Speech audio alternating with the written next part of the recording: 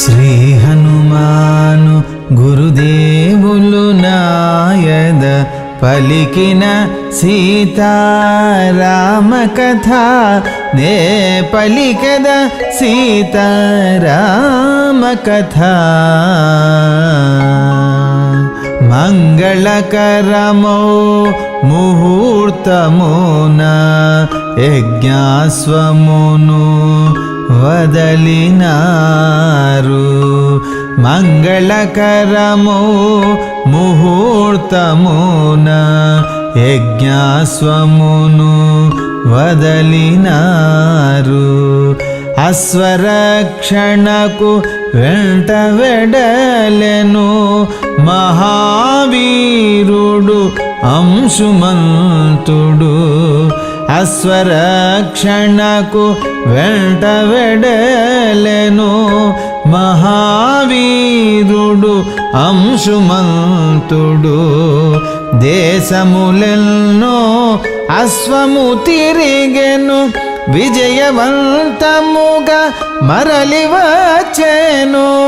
దేశములెన్నో అశ్వము తిరిగెను విజయవంతముగా మరలి వచ్చెను.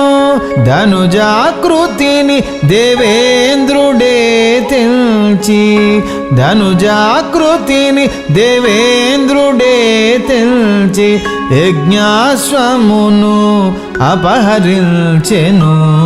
శ్రీ హనుమాను గురుదేవులు నాయద పలికిన సీతారామ కథ నే పలికద సీతారామ కథ.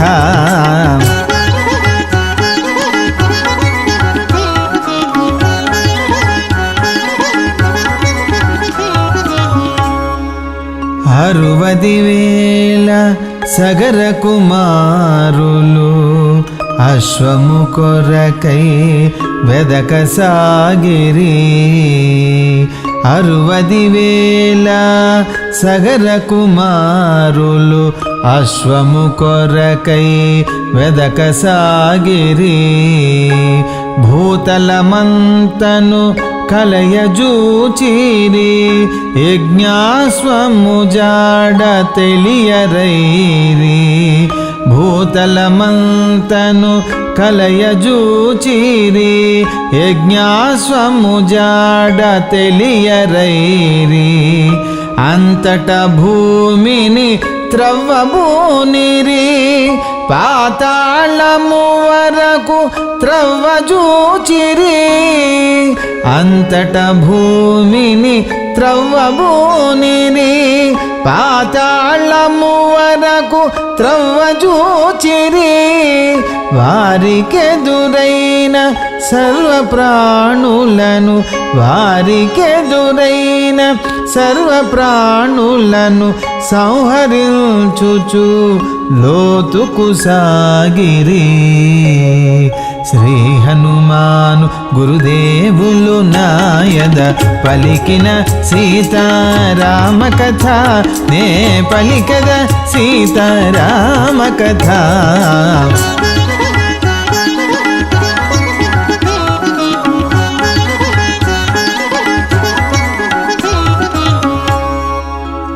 పాతాళమున కపిలాశ్రమమున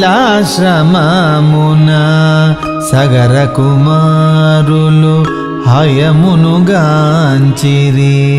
పాతాళమున కపిలాశ్రమమున సగర కుమారులు హయమును గాంచిరి. ఆ మునియే దాని అపహరించెనని అపోహపడి దాడి చేసిరి. ఆ మునియే దాని అపహరించెనని అపోహపడి దాడి చేసిరి.